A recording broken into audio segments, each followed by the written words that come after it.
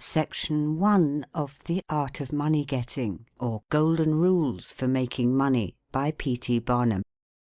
In the United States, where we have more land than people, it is not at all difficult for persons in good health to make money.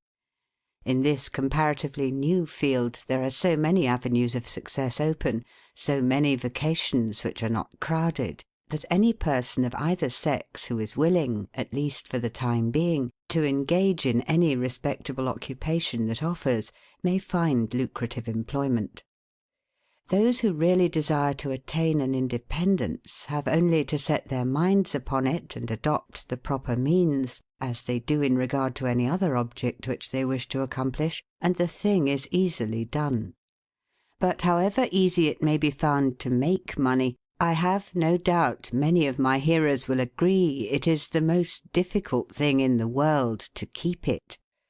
The road to wealth is, as Dr. Franklin truly says, as plain as the road to the mill. It consists simply in expending less than we earn. That seems to be a very simple problem.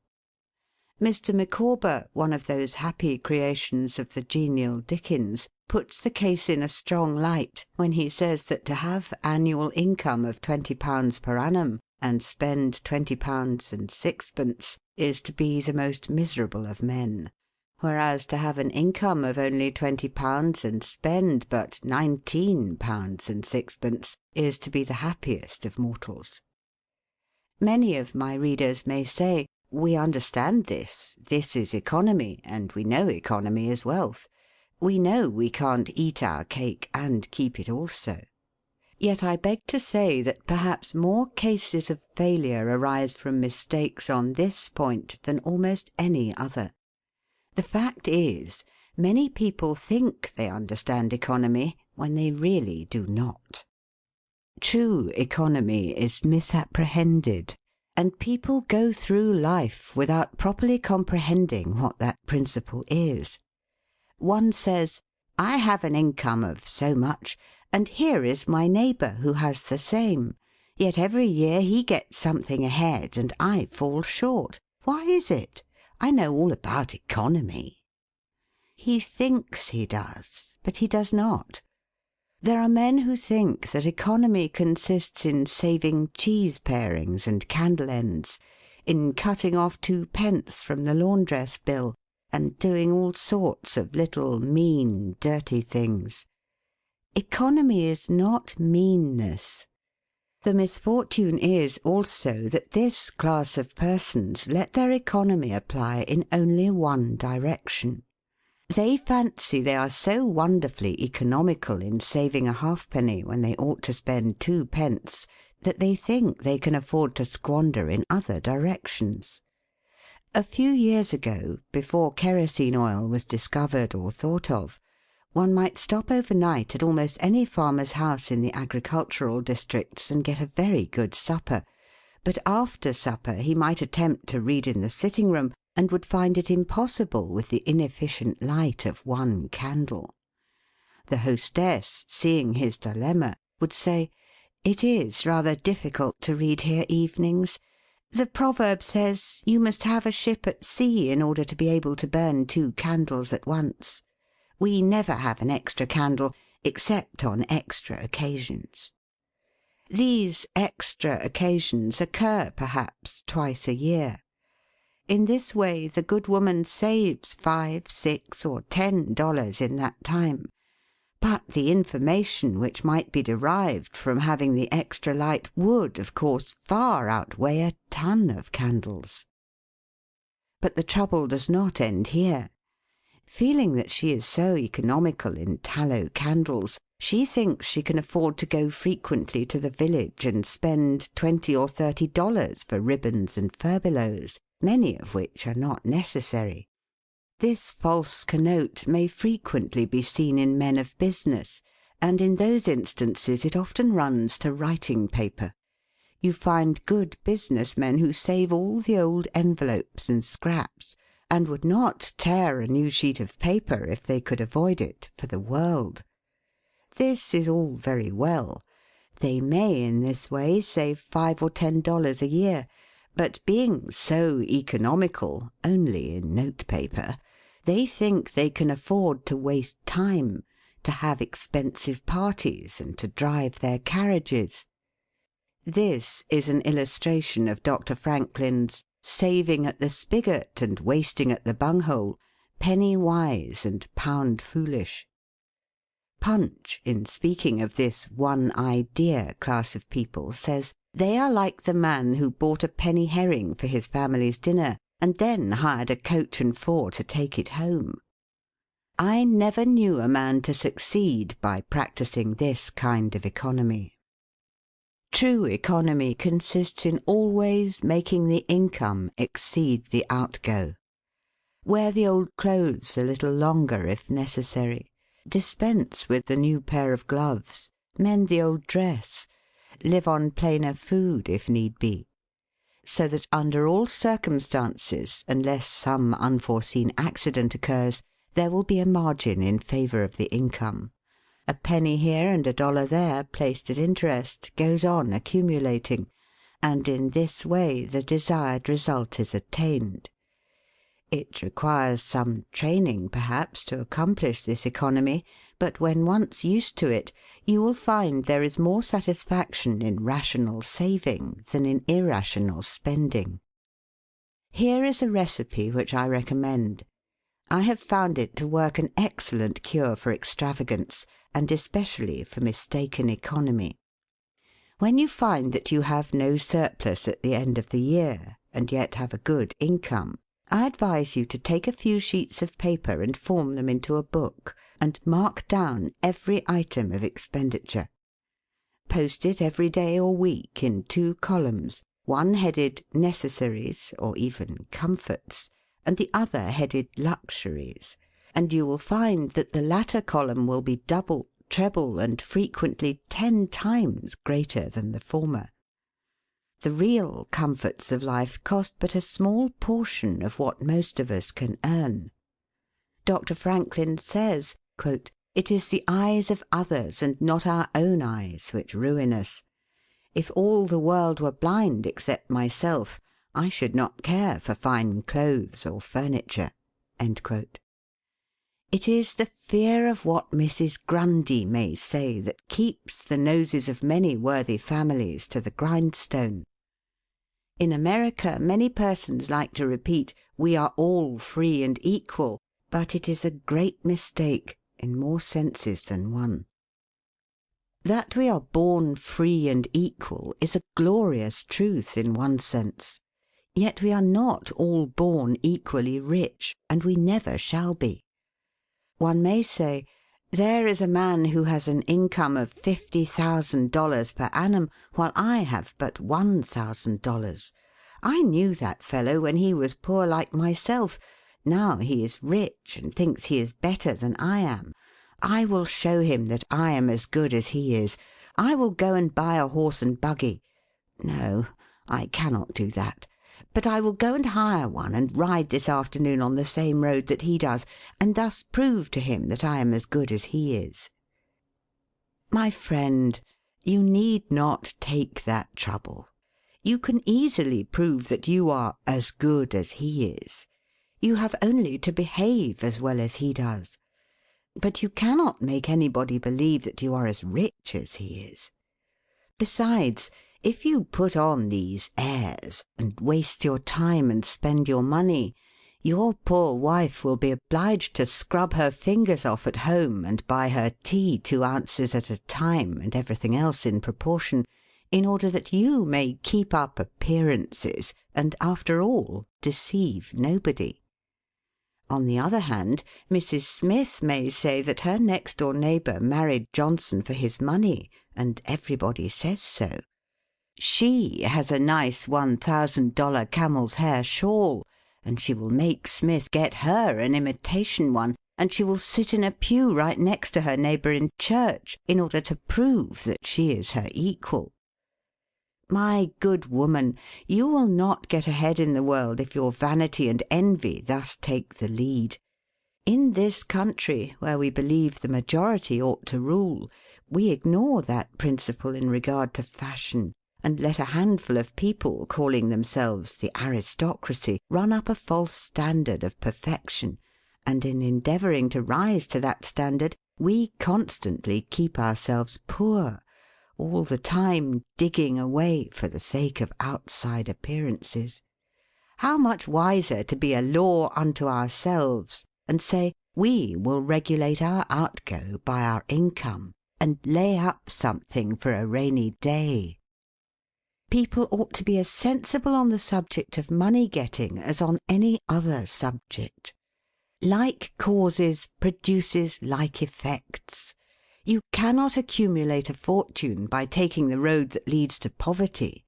It needs no prophet to tell us that those who live fully up to their means, without any thought of a reverse in this life, can never attain a pecuniary independence.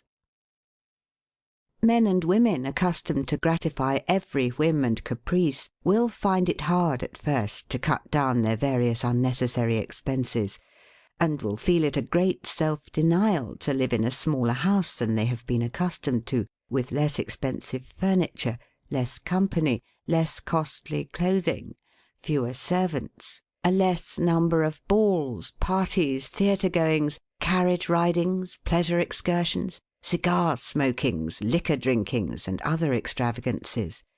But after all, if they will try the plan of laying by a nest-egg, or, in other words, a small sum of money at interest or judiciously invested in land, they will be surprised at the pleasure to be derived from constantly adding to their little pile, as well as from all the economical habits which are engendered by this course. The old suit of clothes and the old bonnet and dress will answer for another season. The Croton or spring water taste better than champagne. A cold bath and a brisk walk will prove more exhilarating than a ride in the finest coach. A social chat, an evening's reading in the family circle, or an hour's play of hunt the slipper and blind man's buff will be far more pleasant than a $50 or $500 party, when the reflection on the difference in cost is indulged in by those who begin to know the pleasures of saving. Thousands of men are kept poor, and tens of thousands are made so after they have acquired quite sufficient to support them well through life, in consequence of laying their plans of living on too broad a platform. Some families expend $20,000 per annum, and some much more, and would scarcely know how to live on less, while others secure more solid enjoyment frequently on a 20th part of that amount. Prosperity is a more severe ordeal than adversity, especially sudden prosperity. Easy come, easy go is an old and true proverb. A spirit of pride and vanity, when permitted to have full sway, is the undying cankerworm which gnaws the very vitals of a man's worldly possessions, let them be small or great, hundreds or millions. Many persons, as they begin to prosper, immediately expand their ideas and commence expending for luxuries, until in a short time their expenses swallow up their income, and they become ruined in their ridiculous attempts to keep up appearances and make a sensation. I know a gentleman of fortune who says that, when he first began to prosper, his wife would have a new and elegant sofa. "That sofa," he says, "cost me $30,000. When the sofa reached the house, it was found necessary to get chairs to match, then sideboards, carpets, and tables to correspond with them, and so on through the entire stock of furniture, when at last it was found that the house itself was quite too small and old-fashioned for the furniture, and a new one was built to correspond with the new purchases.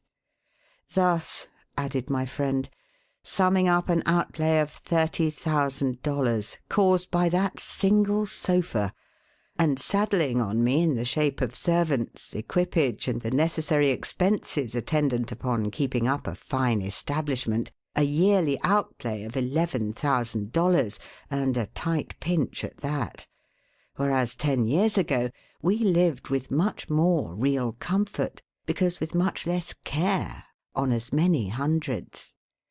The truth is," he continued, "that sofa would have brought me to inevitable bankruptcy had not a most unexampled title to prosperity kept me above it, and had I not checked the natural desire to cut a dash." The foundation of success in life is good health. That is the substratum fortune. It is also the basis of happiness. A person cannot accumulate a fortune very well when he is sick.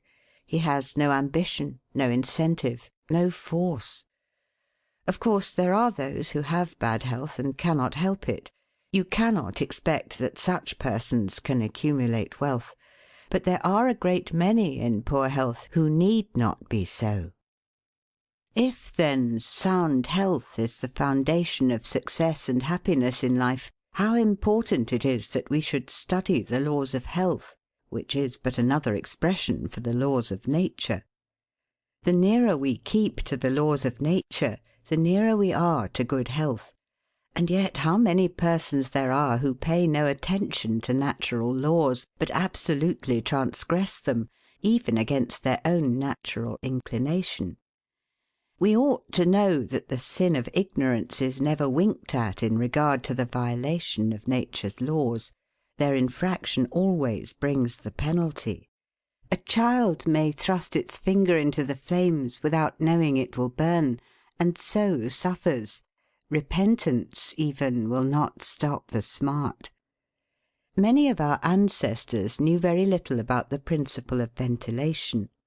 They did not know much about oxygen, whatever other gin they might have been acquainted with, and consequently they built their houses with little 7 by 9 feet bedrooms, and these good old pious Puritans would lock themselves up in one of these cells, say their prayers, and go to bed. In the morning they would devoutly return thanks for the preservation of their lives during the night, and nobody had better reason to be thankful. Probably some big crack in the window or in the door let in a little fresh air and thus saved them. Many persons knowingly violate the laws of nature against their better impulses for the sake of fashion. For instance, there is one thing that nothing living except a vile worm ever naturally loved, and that is tobacco. Yet how many persons there are who deliberately train an unnatural appetite, and overcome this implanted aversion for tobacco to such a degree that they get to love it.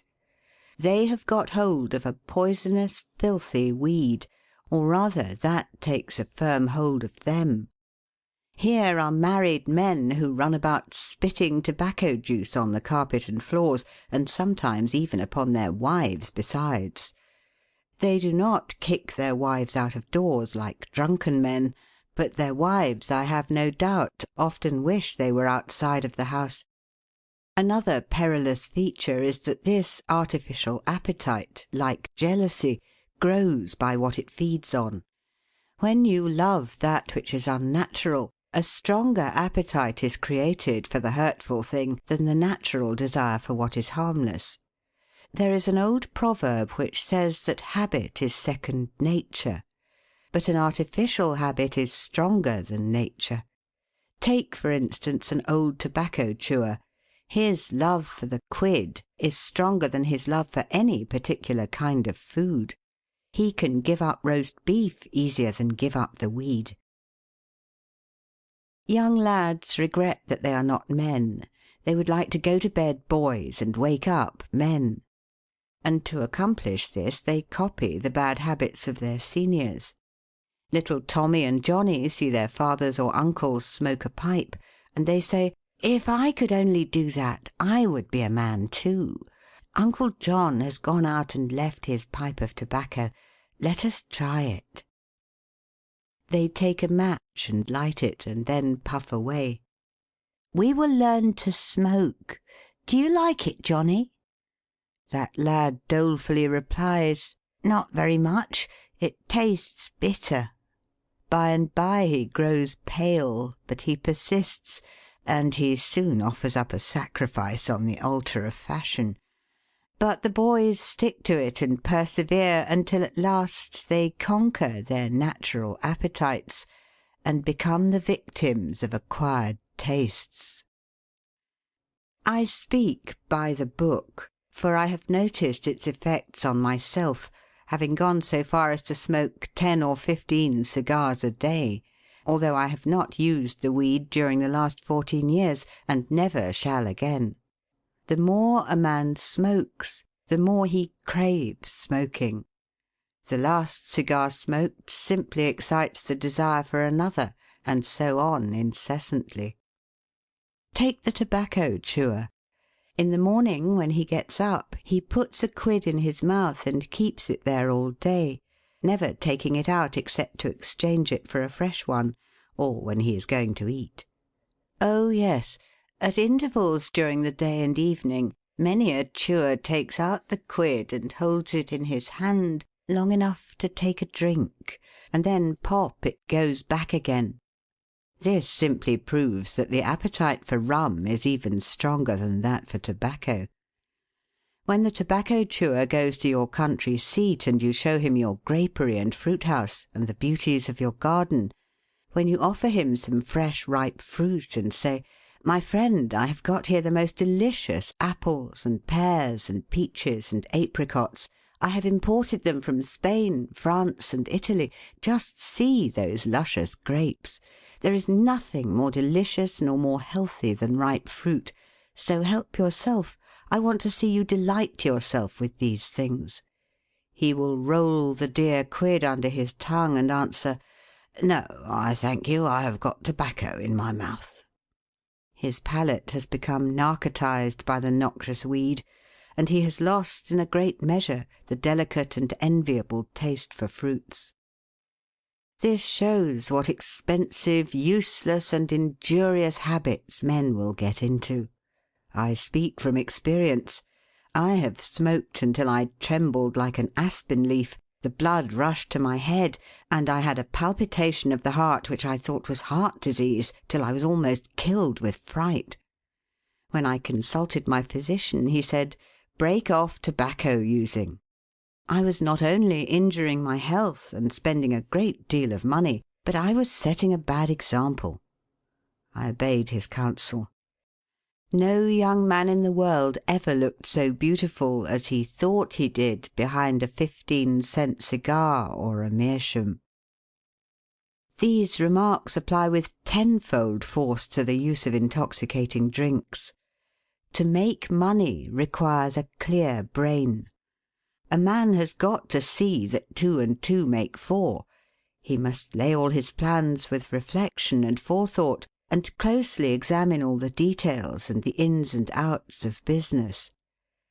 As no man can succeed in business unless he has a brain to enable him to lay his plans, and reason to guide him in their execution, so no matter how bountifully a man may be blessed with intelligence, if the brain is muddled and his judgment warped by intoxicating drinks, it is impossible for him to carry on business successfully.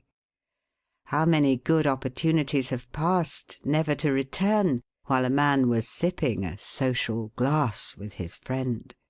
How many foolish bargains have been made under the influence of the nervine, which temporarily makes its victim think he is rich?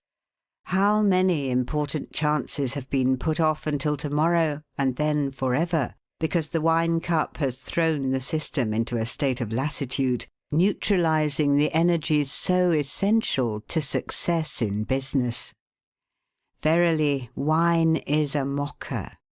The use of intoxicating drinks as a beverage is as much an infatuation as is the smoking of opium by the Chinese, and the former is quite as destructive to the success of the business man as the latter. It is an unmitigated evil, utterly indefensible in the light of philosophy, religion, or good sense. It is the parent of nearly every other evil in our country. End of section 1.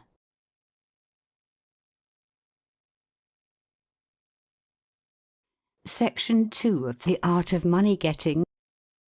Don't mistake your vocation. the safest plan and the one most sure of success for the young man starting in life is to select the vocation which is most congenial to his tastes. Parents and guardians are often quite too negligent in regard to this. It is very common for a father to say, for example, "I have 5 boys. I will make Billy a clergyman, John a lawyer, Tom a doctor, and Dick a farmer." He then goes into town and looks about to see what he will do with Sammy. He returns home and says, "Sammy, I see watchmaking is a nice genteel business. I think I will make you a goldsmith." He does this regardless of Sam's natural inclinations or genius. We are all, no doubt, born for a wise purpose. There is as much diversity in our brains as in our countenances. Some are born natural mechanics, while some have great aversion to machinery. Let a dozen boys of 10 years get together, and you will soon observe 2 or 3 are whittling out some ingenious device, working with locks or complicated machinery. When they were but 5 years old, their father could find no toy to please them like a puzzle. They are natural mechanics. But the other 8 or 9 boys have different aptitudes. I belong to the latter class. I never had the slightest love for mechanism. On the contrary, I have a sort of abhorrence for complicated machinery. I never had ingenuity enough to whittle a cider tap so it would not leak. I never could make a pen that I could write with, or understand the principle of a steam engine. If a man was to take such a boy as I was and attempt to make a watchmaker of him, the boy might, after an apprenticeship of 5 or 7 years, be able to take apart and put together a watch. But all through life he would be working uphill and seizing every excuse for leaving his work and idling away his time. Watchmaking is repulsive to him. Unless a man enters upon the vocation intended for him by nature and best suited to his peculiar genius, he cannot succeed. I am glad to believe that the majority of persons do find their right vocation. Yet we see many who have mistaken their calling, from the blacksmith up or down to the clergyman. You will see, for instance, that extraordinary linguist, the learned blacksmith, who ought to have been a teacher of languages, and you may have seen lawyers, doctors, and clergymen who were better fitted by nature for the anvil or the lapstone. Select the right location. After securing the right vocation, you must be careful to select the proper location. You may have been cut out for a hotel keeper, and they say it requires a genius to know how to keep a hotel. You might conduct a hotel like clockwork, and provide satisfactorily for 500 guests every day. Yet if you should locate your house in a small village, where there is no railroad communication or public travel, the location would be your ruin. It is equally important that you do not commence business where there are already enough to meet all demands in the same occupation. I remember a case which illustrates this subject. When I was in London in 1858, I was passing down Holborn with an English friend, and came to the penny shows. They had immense cartoons outside, portraying the wonderful curiosities to be seen, all for a penny. Being a little in the show line myself, I said, "Let us go in here." We soon found ourselves in the presence of the illustrious showman, and he proved to be the sharpest man in that line I had ever met. He told us some extraordinary stories in reference to his bearded ladies, his albinos, and his armadillos, which we could hardly believe, but thought it better to believe it than look after the proof. He finally begged to call our attention to some wax statuary, and showed us a lot of the dirtiest and filthiest wax figures imaginable. They looked as if they had not seen water since the deluge. "What is there so wonderful about your statuary?" I asked. "I beg you not to speak so satirically," he replied. "Sir, these are not Madame Tussaud's wax figures, all covered with gilt and tinsel and imitation diamonds, and copied from engravings and photographs. Mine, sir, were taken from life. Whenever you look upon one of those figures, you may consider that you are looking upon the living individual." Glancing casually at them, I saw one labelled Henry VIII, and feeling a little curious upon seeing that it looked like Calvin Edson, the living skeleton, I said, "Do you call that Henry VIII?"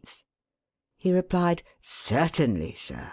It was taken from life at Hampton Court by special order of His Majesty on such a day." He would have given the hour of the day if I had insisted.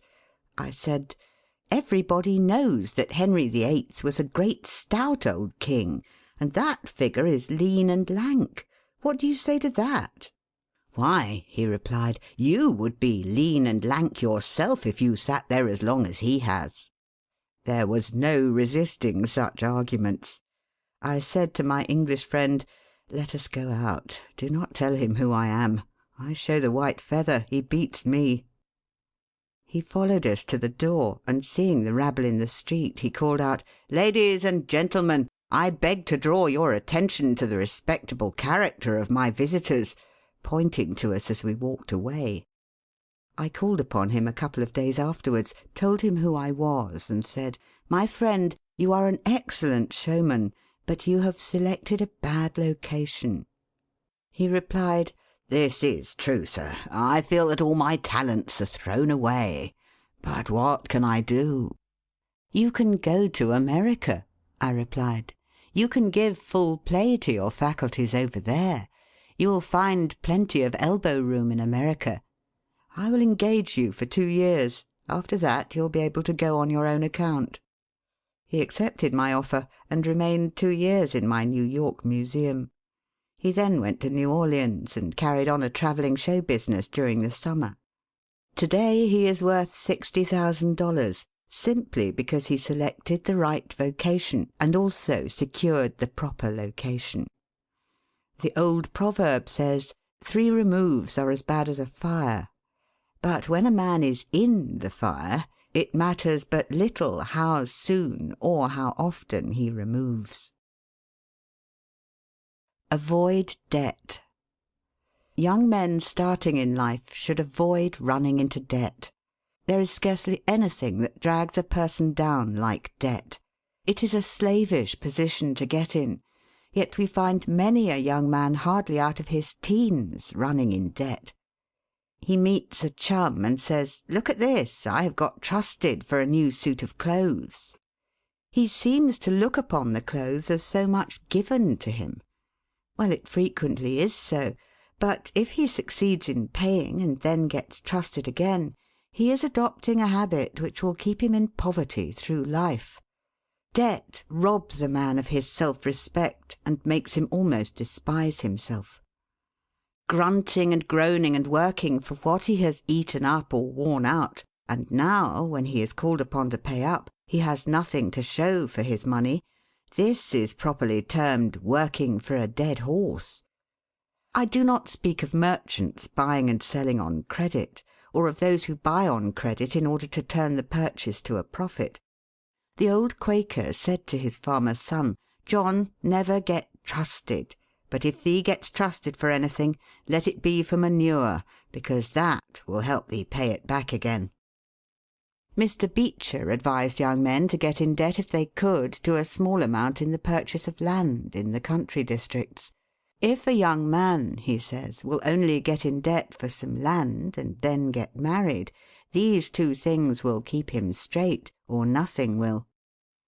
This may be safe to a limited extent, but getting in debt for what you eat and drink and wear is to be avoided. Some families have a foolish habit of getting credit at the stores, and thus frequently purchase many things which might have been dispensed with.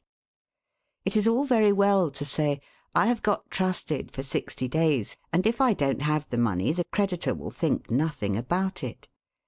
There is no class of people in the world who have such good memories as creditors. When the 60 days run out, you will have to pay. If you do not pay, you will break your promise, and probably resort to a falsehood. You may make some excuse or get in debt elsewhere to pay it, but that only involves you the deeper. A good-looking, lazy young fellow was the apprentice boy Horatio. His employer said, "Horatio, did you ever see a snail?" "I think I have," he drawled out. "You must have met him then, for I'm sure you never overtook one," said the boss. Your creditor will meet you or overtake you and say, "Now, my young friend, you agreed to pay me. You have not done it. You must give me your note." You give the note on interest, and it commences working against you. It is a dead horse. The creditor goes to bed at night and wakes up in the morning better off than when he retired to bed, because his interest has increased during the night, but you grow poorer while you are sleeping, for the interest is accumulating against you. Money is in some respects like fire. It is a very excellent servant, but a terrible master. When you have it mastering you, when interest is constantly piling up against you, it will keep you down in the worst kind of slavery. But let money work for you, and you have the most devoted servant in the world. It is no eye servant. There is nothing animate or inanimate that will work so faithfully as money when placed at interest, well secured. It works night and day, and in wet or dry weather. I was born in the Blue Law State of Connecticut, where the old Puritans had laws so rigid that it was said they fined a man for kissing his wife on Sunday. Yet these rich old Puritans would have thousands of dollars at interest, and on Saturday night would be worth a certain amount. On Sunday they would go to church and perform all the duties of a Christian. On waking up on Monday morning, they would find themselves considerably richer than the Saturday night previous, simply because their money placed at interest had worked faithfully for them all day Sunday, according to law. Do not let it work against you. If you do, there is no chance for success in life so far as money is concerned. John Randolph, the eccentric Virginian, once exclaimed in Congress, "Mr. Speaker, I have discovered the philosopher's stone. Pay as you go." This is indeed nearer to the philosopher's stone than any alchemist has ever yet arrived. Persevere. When a man is in the right path, he must persevere. I speak of this because there are some persons who are born tired, naturally lazy, and possessing no self-reliance and no perseverance.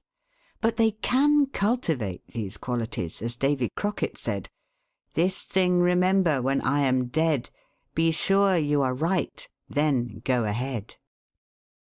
It is this go-aheaditiveness, this determination not to let the horrors or the blues take possession of you so as to make you relax your energies in the struggle for independence, which you must cultivate. How many have almost reached the goal of their ambition, but, losing faith in themselves, have relaxed their energies, and the golden prize has been lost for ever. It is, no doubt, often true, as Shakespeare says, "There is a tide in the affairs of men, which, taken at the flood, leads on to fortune."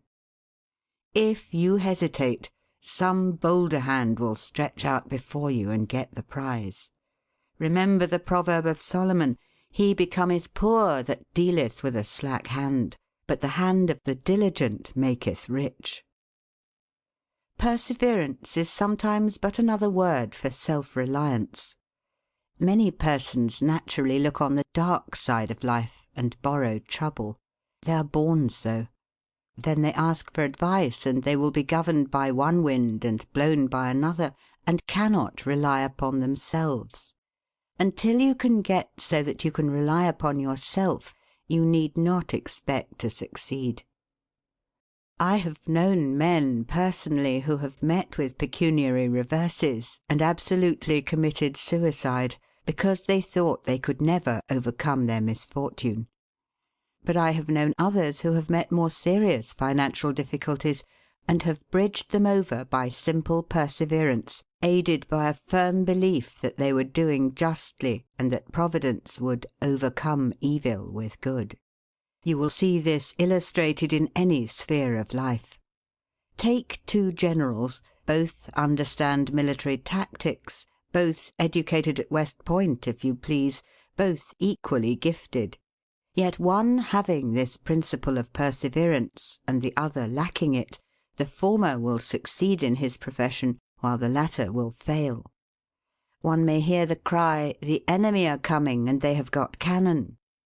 "Got cannon?" says the hesitating general. "Yes." "Then halt every man." He wants time to reflect. His hesitation is his ruin.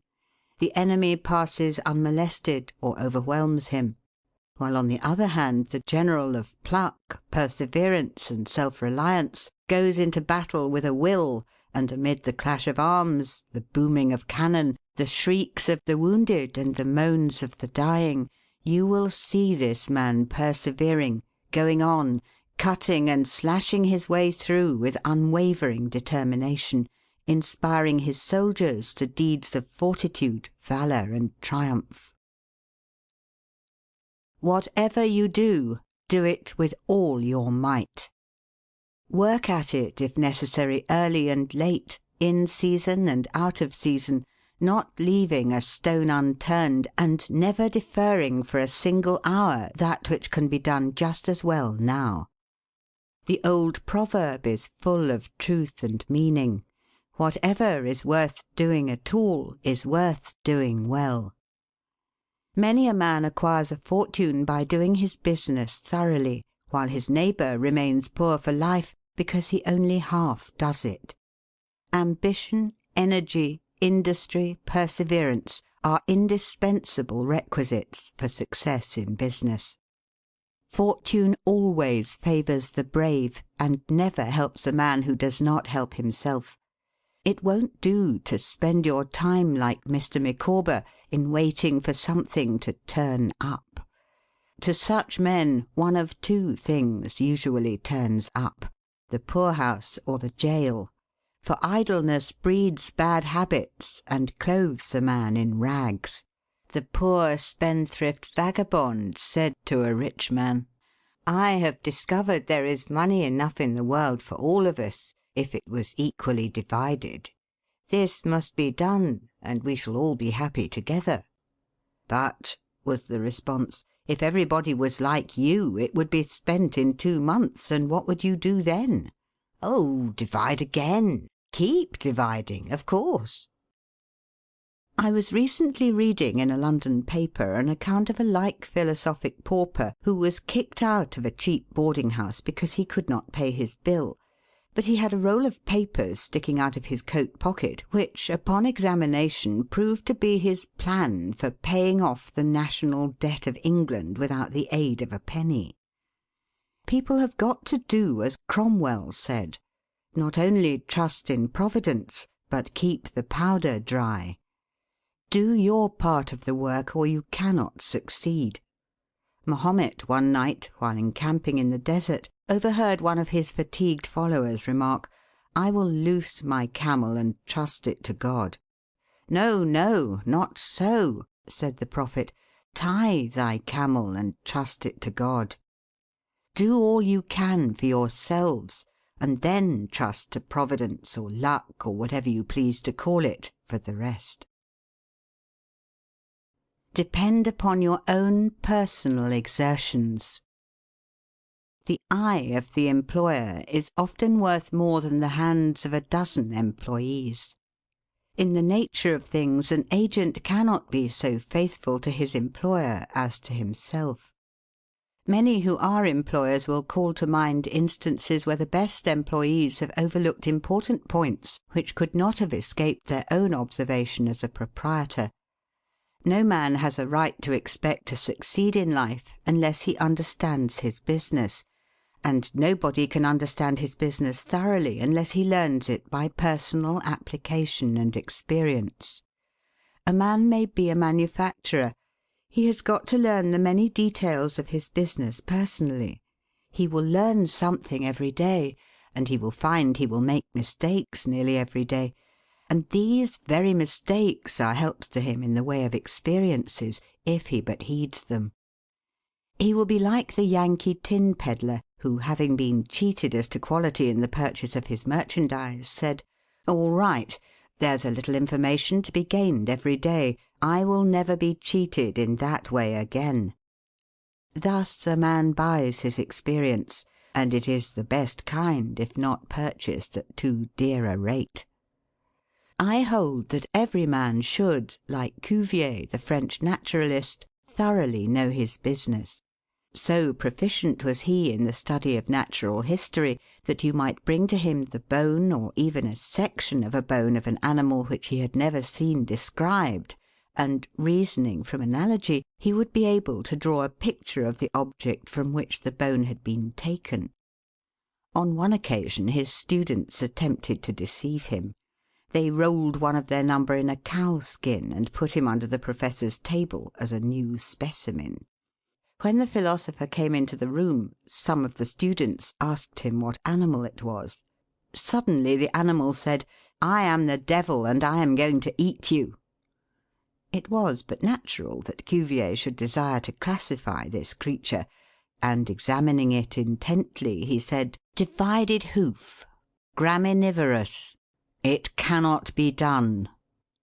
He knew that an animal with a split hoof must live upon grass and grain or other kind of vegetation, and would not be inclined to eat flesh, dead or alive, so he considered himself perfectly safe. The possession of a perfect knowledge of your business is an absolute necessity in order to ensure success.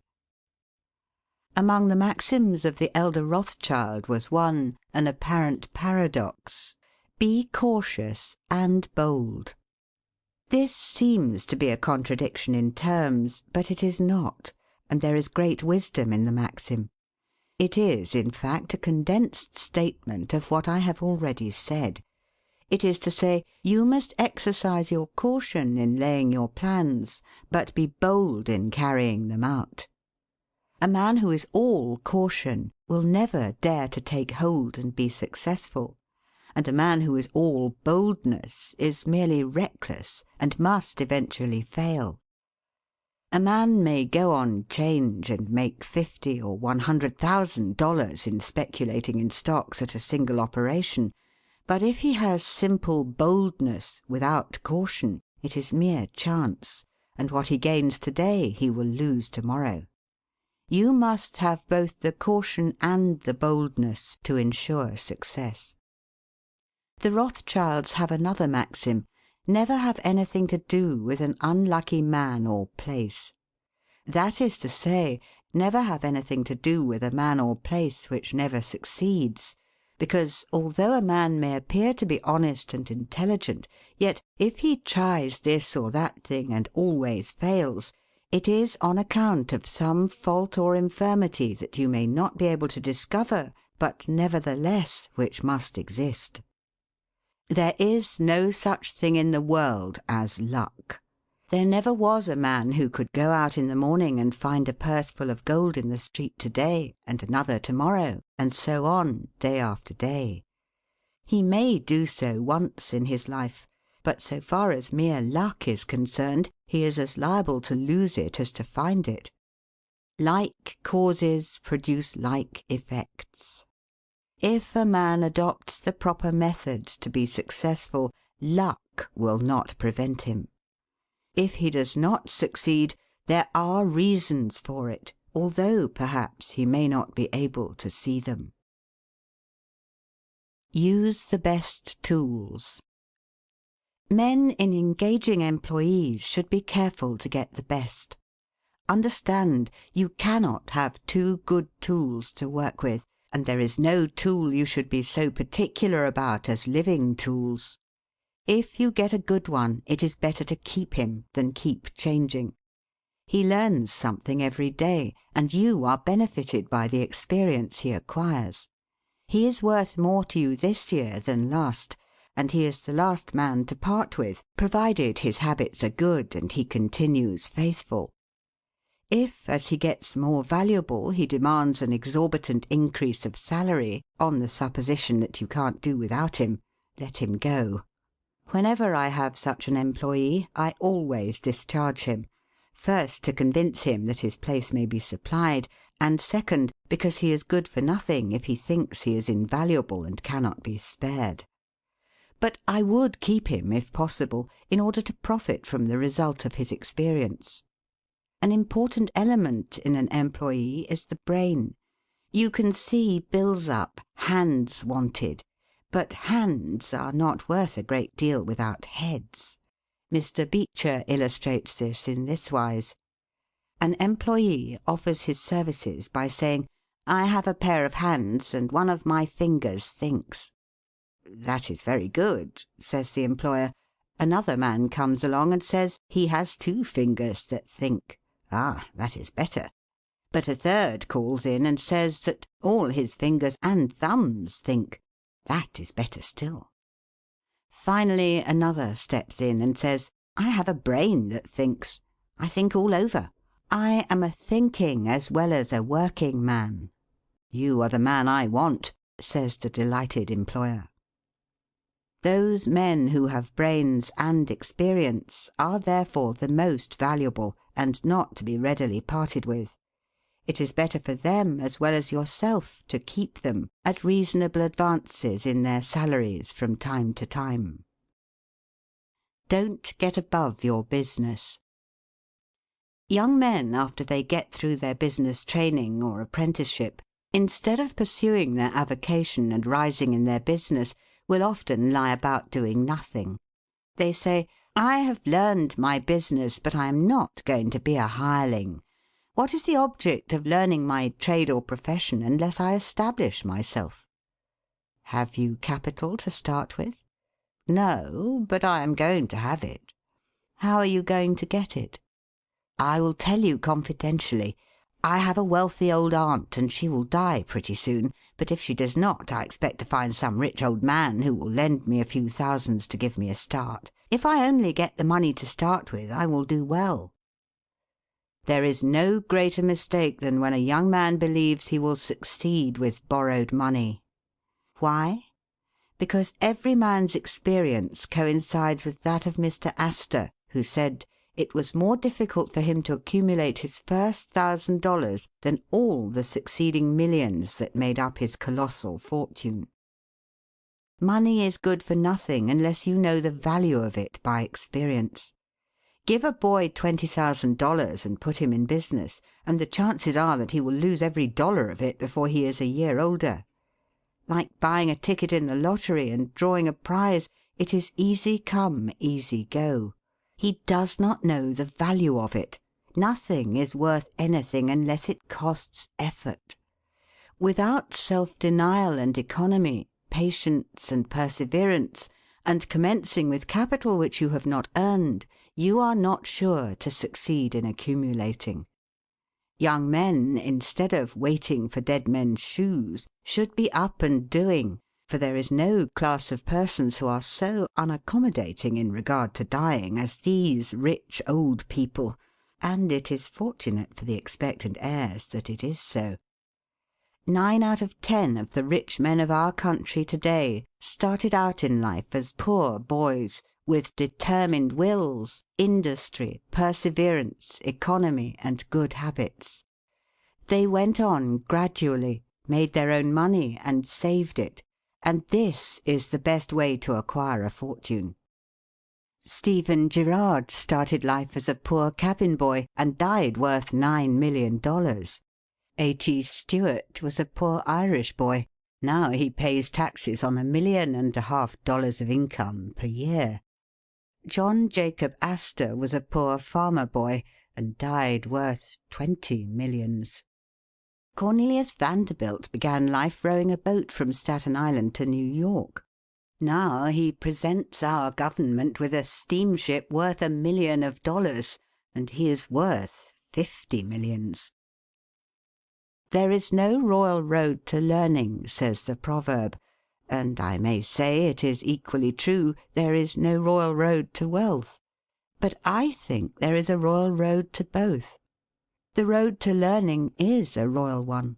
The road that enables the student to expand his intellect and add every day to his stock of knowledge, until, in the pleasant process of intellectual growth, he is able to solve the most profound problems, to count the stars, to analyse every atom of the globe, and to measure the firmament.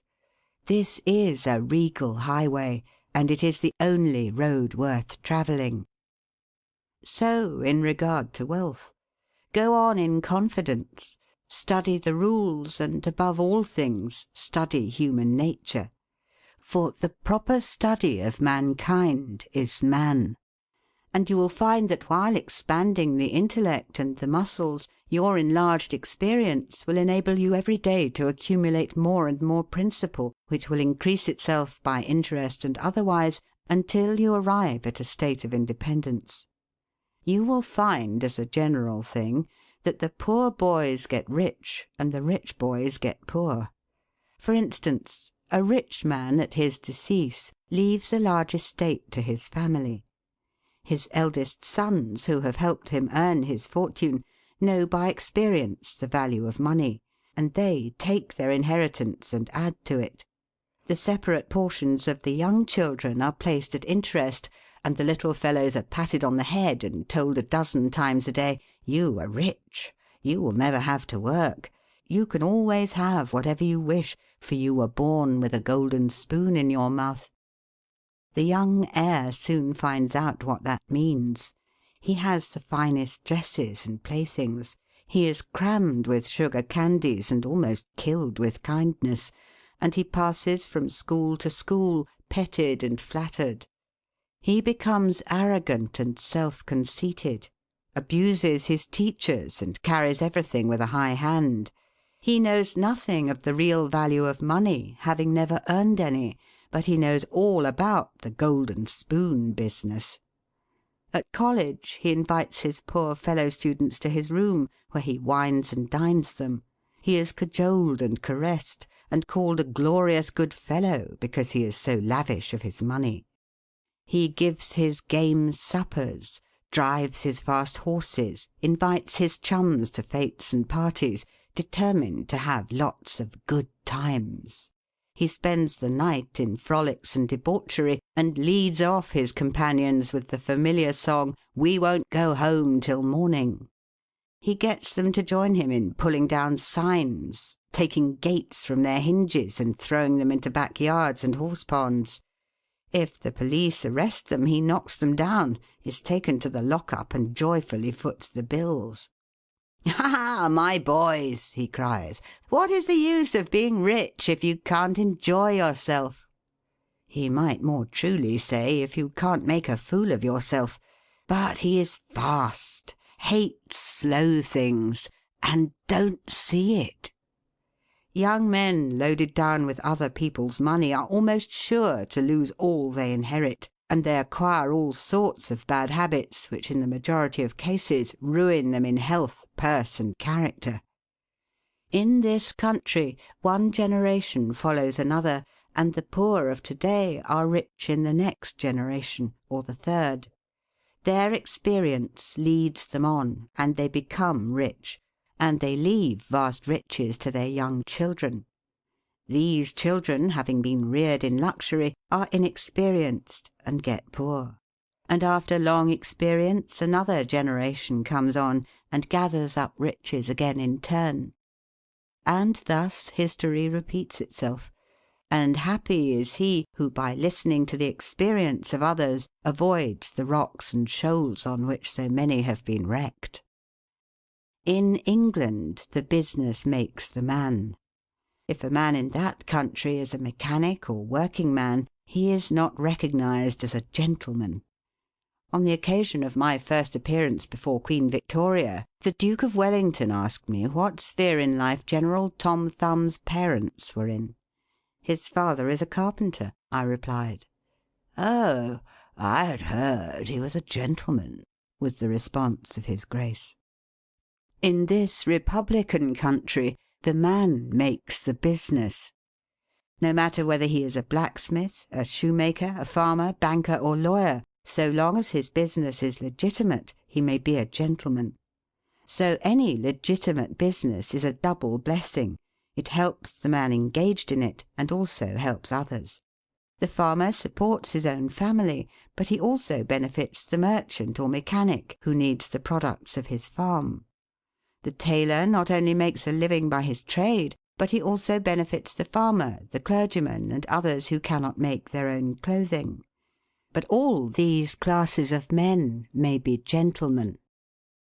The great ambition should be to excel all others engaged in the same occupation.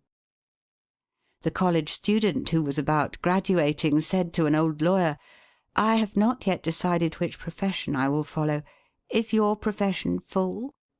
"The basement is much crowded, but there is plenty of room upstairs," was the witty and truthful reply. No profession, trade, or calling is overcrowded in the upper story. Wherever you find the most honest and intelligent merchant or banker, or the best lawyer, the best doctor, the best clergyman, the best shoemaker, carpenter, or anything else, that man is most sought for and has always enough to do. As a nation, Americans are too superficial. They are striving to get rich quickly, and do not generally do their business as substantially and thoroughly as they should. But whoever excels all others in his own line, if his habits are good and his integrity undoubted, cannot fail to secure abundant patronage and the wealth that naturally follows. Let your motto then always be Excelsior, for by living up to it there is no such word as fail. Learn something useful. Every man should make his son or daughter learn some useful trade or profession, so that in these days of changing fortunes, of being rich to-day and poor to-morrow, they may have something tangible to fall back upon. This provision might save many persons from misery who by some unexpected turn of fortune have lost all their means. End of section 2.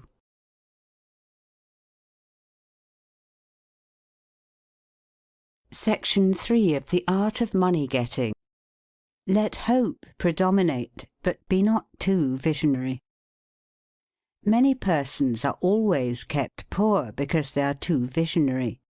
Every project looks to them like certain success, and therefore they keep changing from one business to another, always in hot water, always under the harrow. The plan of counting the chickens before they are hatched is an error of ancient date, but it does not seem to improve by age. Do not scatter your powers. Engage in one kind of business only, and stick to it faithfully until you succeed, or until your experience shows that you should abandon it. A constant hammering on one nail will generally drive it home at last, so that it can be clinched. When a man's undivided attention is centred on one object, his mind will constantly be suggesting improvements of value, which would escape him if his brain was occupied by a dozen different subjects at once. Many a fortune has slipped through a man's fingers because he was engaged in too many occupations at a time. There is good sense in the old caution against having too many irons in the fire at once. Be systematic. Men should be systematic in their business. A person who does business by rule, having a time and place for everything, doing his work promptly, will accomplish twice as much and with half the trouble of him who does it carelessly and slipshod. By introducing system into all your transactions, doing one thing at a time, always meeting appointments with punctuality, you find leisure for pastime and recreation, whereas the man who only half does one thing and then turns to something else and half does that, will have his business at loose ends, and will never know when his day's work is done, for it never will be done. Of course there is a limit to all these rules. We must try to preserve the happy medium, for there is such a thing as being too systematic. There are men and women, for instance, who put away things so carefully that they can never find them again. It is too much like the red tape formality at Washington and Mr. Dickens' Circumlocution Office, all theory and no result. When the Astor House was first started in New York City, it was undoubtedly the best hotel in the country. The proprietors had learned a good deal in Europe regarding hotels, and the landlords were proud of the rigid system which pervaded every department of their great establishment. When 12 o'clock at night had arrived and there were a number of guests around, one of the proprietors would say, "Touch that bell, John," and in 2 minutes 60 servants, with a water bucket in each hand, would present themselves in the hall. "This," said the landlord, addressing his guests, "is our fire bell. It will show you we are quite safe here. We do everything systematically." This was before the Croton water was introduced into the city. But they sometimes carried their system too far. On one occasion, when the hotel was thronged with guests, one of the waiters was suddenly indisposed, and although there were 50 waiters in the hotel, the landlord thought he must have his full complement or his system would be interfered with. Just before dinner time he rushed downstairs and said, "There must be another waiter. I am 1 waiter short. What can I do?" He happened to see Boots, the Irishman. "Pat," said he, "wash your hands and face. Take that white apron and come into the dining room in 5 minutes." Presently Pat appeared as required, and the proprietor said, "Now, Pat, you must stand behind these 2 chairs and wait on the gentleman who will occupy them. Did you ever act as a waiter?" "I know all about it, sure, but I never did it." Like the Irish pilot, on one occasion when the captain, thinking he was considerably out of his course, asked, "Are you certain you understand what you are doing?" Pat replied, "Sure, and I knows every rock in the channel." That moment, bang thumped the vessel against a rock. "Ah, bejabers, and that is one of 'em," continued the pilot. But to return to the dining room. "Pat," said the landlord, "here we do everything systematically. You must first give the gentlemen each a plate of soup, and when they finish that, ask them what they will have next." Pat replied, "Ah, and I understand perfectly the virtues of system." Very soon in came the guests. The plates of soup were placed before them. One of Pat's 2 gentlemen ate his soup. The other did not care for it. He said, "Waiter, take this plate away and bring me some fish." Pat looked at the untasted plate of soup, and remembering the injunctions of the landlord in regard to system, replied, "Not till ye have ate your soup." Of course that was carrying system entirely too far. Read the newspapers. Always take a trustworthy newspaper, and thus keep thoroughly posted in regard to the transactions of the world. He who is without a newspaper is cut off from his species.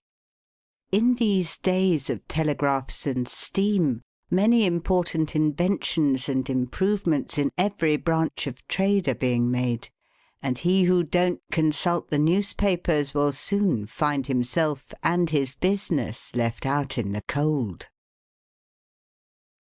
Beware of outside operations.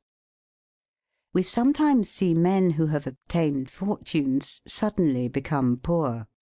In many cases this arises from intemperance, and often from gaming and other bad habits. Frequently it occurs because a man has been engaged in outside operations of some sort. When he gets rich in his legitimate business, he is told of a grand speculation where he can make a score of thousands. He is constantly flattered by his friends, who tell him that he is born lucky, that everything he touches turns into gold. Now, if he forgets that his economical habits, his rectitude of conduct, and a personal attention to a business which he understood caused his success in life, he will listen to the siren voices. He says, "I will put in $20,000. I have been lucky, and my good luck will soon bring me back $60,000. A few days elapse, and it is discovered he must put in $10,000 more. Soon after he is told it is all right, but certain matters not foreseen require an advance of $20,000 more, which will bring him a rich harvest. But before the time comes around to realize, the bubble bursts, he loses all he is possessed of, and then he learns what he ought to have known at the first, that however successful a man may be in his own business, if he turns from that and engages in a business which he don't understand, he is like Samson when shorn of his locks. His strength has departed, and he becomes like other men.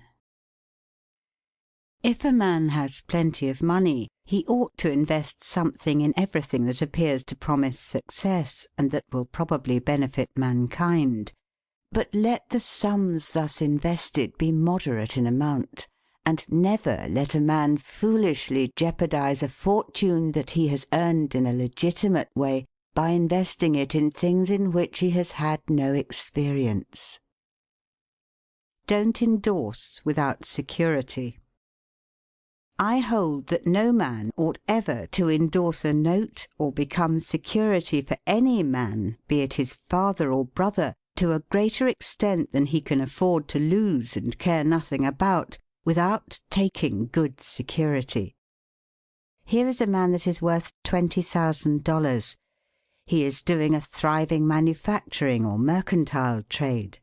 You are retired and living on your money. He comes to you and says, "You are aware that I am worth $20,000 and don't owe a dollar. If I had $5,000 in cash, I could purchase a particular lot of goods and double my money in a couple of months. Will you endorse my note for that amount?" You reflect that he is worth $20,000, and you incur no risk by endorsing his note. You like to accommodate him, and you lend your name without taking the precaution of getting security. Shortly after, he shows you the note with your endorsement cancelled, and tells you, probably truly, that he made the profit that he expected by the operation. You reflect that you have done a good action, and the thought makes you feel happy. By and by the same thing occurs again, and you do it again. You have already fixed the impression in your mind that it is perfectly safe to endorse his notes without security. But the trouble is, this man is getting money too easily. He has only to take your note to the bank, get it discounted, and take the cash. He gets money for the time being without effort, without inconvenience to himself. Now mark the result. He sees a chance for speculation outside of his business. A temporary investment of only $10,000 is required. It is sure to come back before a note at the bank would be due. He places a note for that amount before you. You sign it almost mechanically. Being firmly convinced that your friend is responsible and trustworthy, you endorse his notes as a matter of course. Unfortunately, the speculation does not come to a head quite so soon as was expected, and another $10,000 note must be discounted to take up the last one when due. Before this note matures, the speculation has proved an utter failure, and all the money is lost.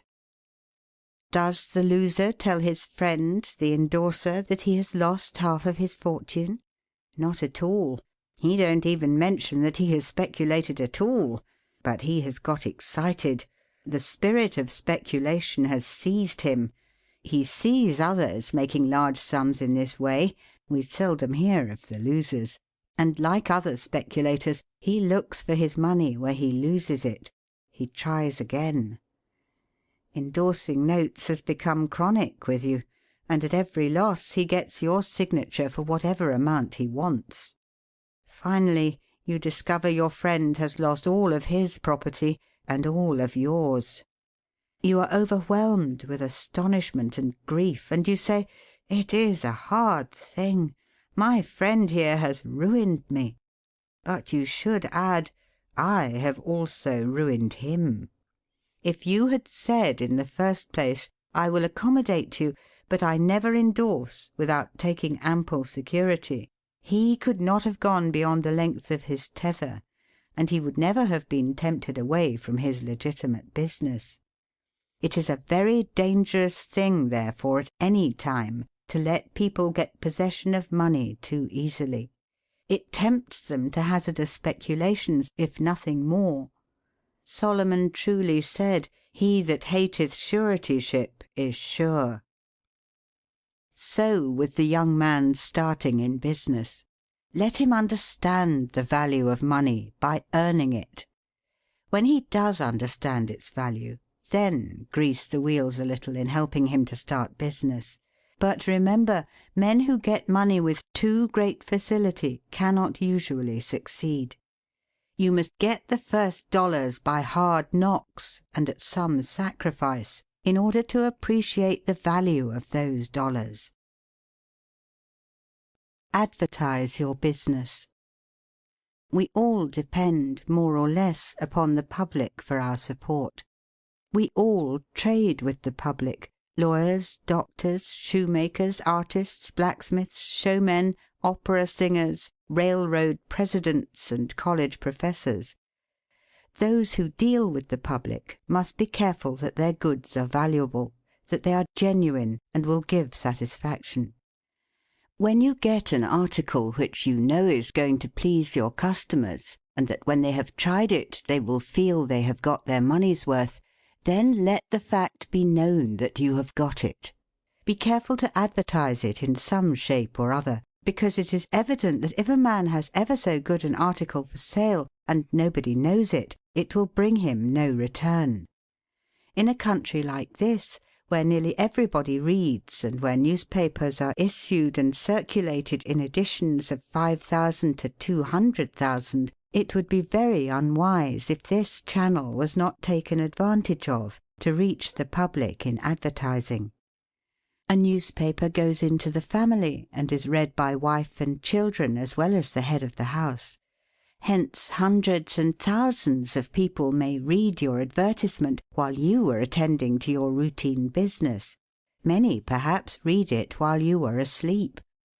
The whole philosophy of life is first sow, then reap. That is the way the farmer does. He plants his potatoes and corn and sows his grain, and then goes about something else, and the time comes when he reaps. But he never reaps first and sows afterwards. This principle applies to all kinds of business, and to nothing more eminently than to advertising. If a man has a genuine article, there is no way in which he can reap more advantageously than by sowing to the public in this way. He must, of course, have a really good article, and one which will please his customers. Anything spurious will not succeed permanently, because the public is wiser than many imagine. Men and women are selfish, and we all prefer purchasing where we can get the most for our money, and we try to find out where we can most surely do so.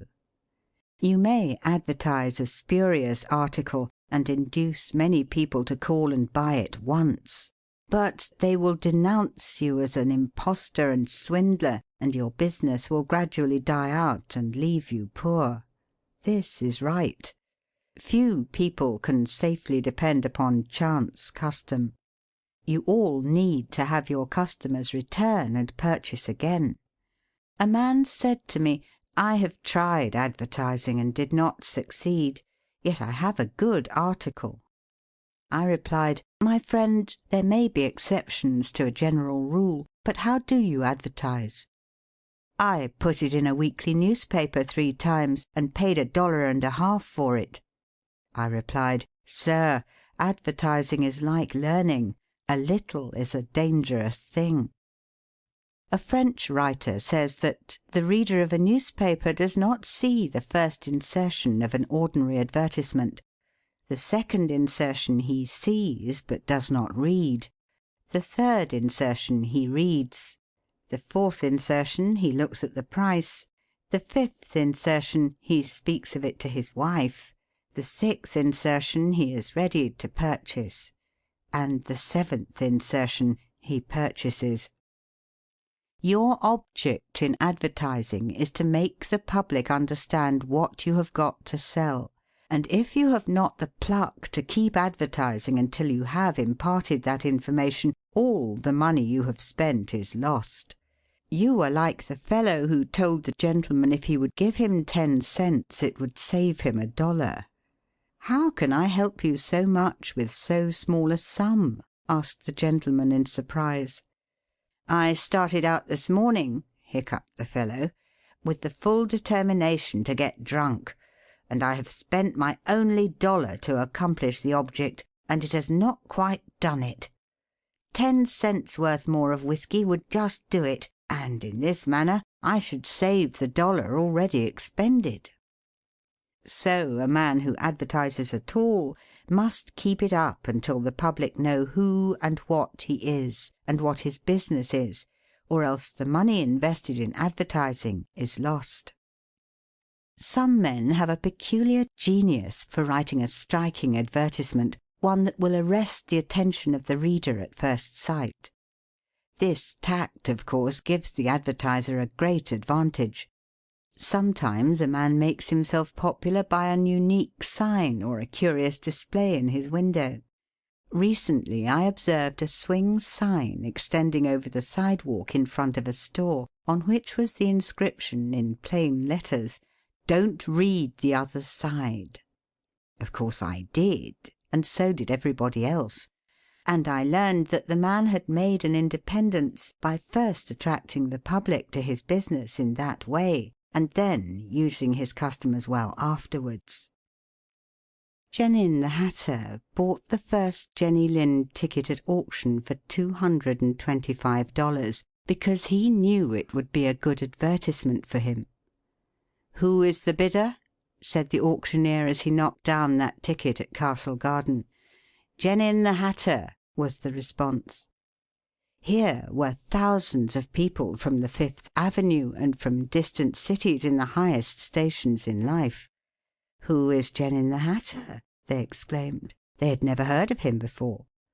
The next morning the newspapers and telegraph had circulated the facts from Maine to Texas, and from 5 to 10 millions of people had read that the tickets sold at auction for Jenny Lind's first concert amounted to about $20,000, and that a single ticket was sold at $225 to Genin the hatter. Men throughout the country involuntarily took off their hats to see if they had a Genin hat on their heads. At a town in Iowa it was found that in the crowd around the post office there was one man who had a Genin hat, and he showed it in triumph, although it was worn out and not worth 2 cents.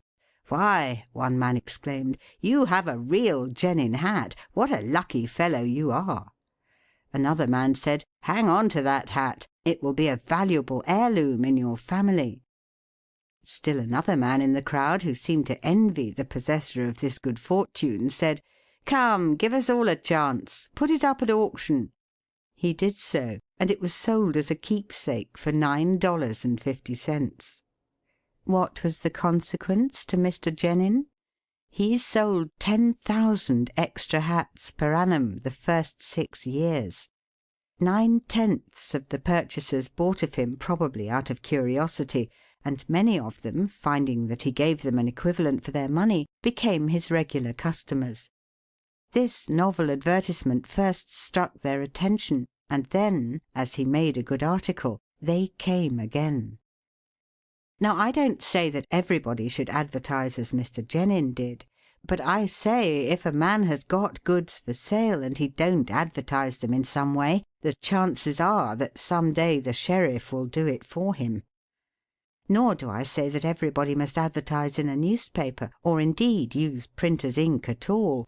On the contrary, although that article is indispensable in the majority of cases, yet doctors and clergymen, and sometimes lawyers and some others, can more effectually reach the public in some other manner.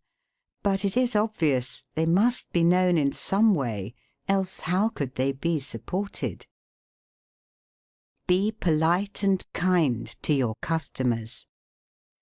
Politeness and civility are the best capital ever invested in business. Large stores, gilt signs, flaming advertisements will all prove unavailing if you or your employees treat your patrons abruptly.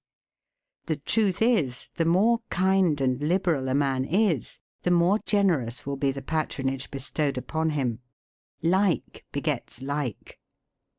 The man who gives the greatest amount of goods of a corresponding quality for the least sum, still reserving to himself a profit, will generally succeed best in the long run. This brings us to the golden rule. As ye would that men should do to you, do ye also to them. And they will do better by you than if you always treated them as if you wanted to get the most you could out of them for the least return. Men who drive sharp bargains with their customers, acting as if they never expected to see them again, will not be mistaken. They never will see them again as customers. People don't like to pay and get kicked also. One of the ushers in my museum once told me he intended to whip a man who was in the lecture room as soon as he came out. "What for?" I inquired. "Because he said I was no gentleman," replied the usher. "Never mind," I replied. "He pays for that, and you will not convince him you are a gentleman by whipping him. I cannot afford to lose a customer. If you whip him, he will never visit the museum again, and he will induce friends to go with him to other places of amusement instead of this, and thus, you see, I should be a serious loser." "But he insulted me," muttered the usher. "Exactly," I replied. "And if he owned the museum, and you had paid him for the privilege of visiting it, and he had then insulted you, there might be some reason in your resenting it. But in this instance he is the man who pays, while we receive, and you must therefore put up with his bad manners." My usher laughingly remarked that this was undoubtedly the true policy, but he added that he should not object to an increase of salary if he was expected to be abused in order to promote my interests. Be charitable. Of course, men should be charitable, because it is a duty and a pleasure. But even as a matter of policy, if you possess no higher incentive, you will find that the liberal man will command patronage, while the sordid, uncharitable miser will be avoided. Solomon says, "There is that scattereth and yet increaseth, and there is that withholdeth more than meet, but it tendeth to poverty." Of course, the only true charity is that which is from the heart. The best kind of charity is to help those who are willing to help themselves. Promiscuous almsgiving, without inquiring into the worthiness of the applicant, is bad in every sense. But to search out and quietly assist those who are struggling for themselves is the kind that scattereth and yet increaseth. But don't fall into the idea that some persons practise of giving a prayer instead of a potato and a benediction instead of bread to the hungry.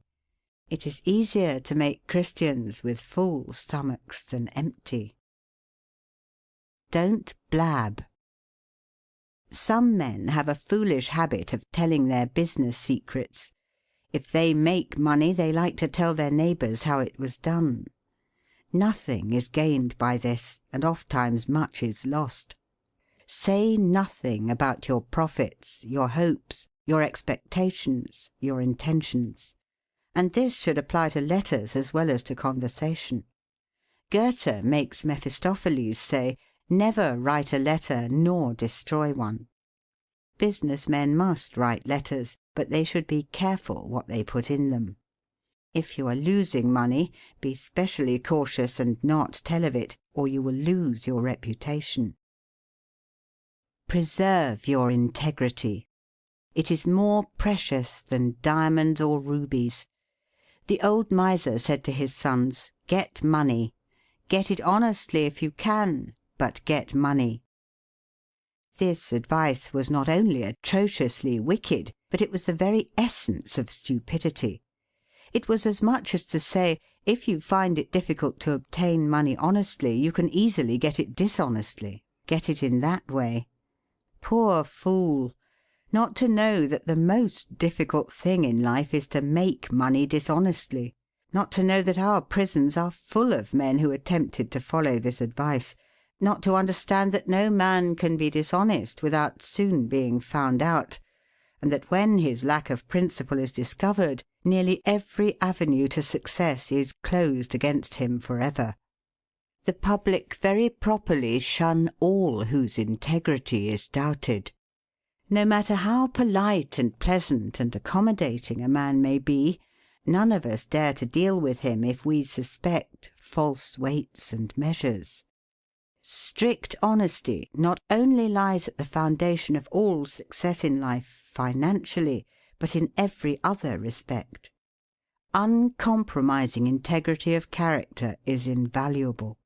It secures to its possessor a peace and joy which cannot be attained without it, which no amount of money or houses and lands can purchase. A man who is known to be strictly honest may be ever so poor, but he has the purses of all the community at his disposal, for all know that if he promises to return what he borrows, he will never disappoint them. As a mere matter of selfishness, therefore, if a man had no higher motive for being honest, all will find that the maxim of Dr. Franklin can never fail to be true, that honesty is the best policy.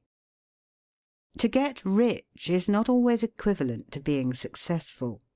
There are many rich poor men, while there are many others, honest and devout men and women, who have never possessed so much money as some rich persons squander in a week, but who are nevertheless really richer and happier than any man can ever be while he is a transgressor of the higher laws of his being.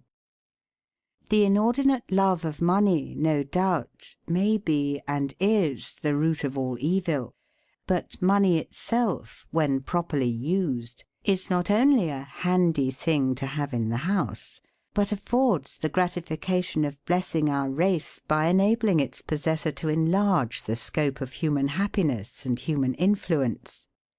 The desire for wealth is nearly universal, and none can say it is not laudable, provided the possessor of it accepts its responsibilities and uses it as a friend to humanity. The history of money-getting, which is commerce, is a history of civilization, and wherever trade has flourished most, there too have art and science produced the noblest fruits. In fact, as a general thing, money-getters are the benefactors of our race.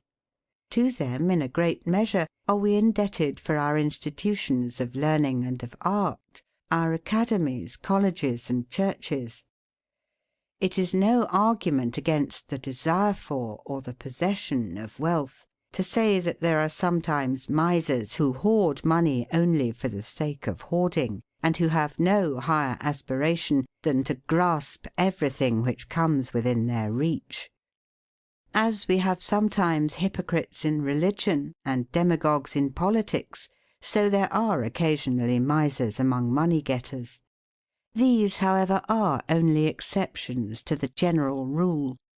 But when, in this country, we find such a nuisance and stumbling block as a miser, we remember with gratitude that in America we have no laws of primogeniture, and that in the due course of nature the time will come when the hoarded dust will be scattered for the benefit of mankind. To all men and women, therefore, do I conscientiously say, make money honestly and not otherwise, for Shakespeare has truly said, "He that wants money, means, and content is without 3 good friends." End of The Art of Money Getting, or Golden Rules for Making Money, by P. T. Barnum. Read by Ruth Golding.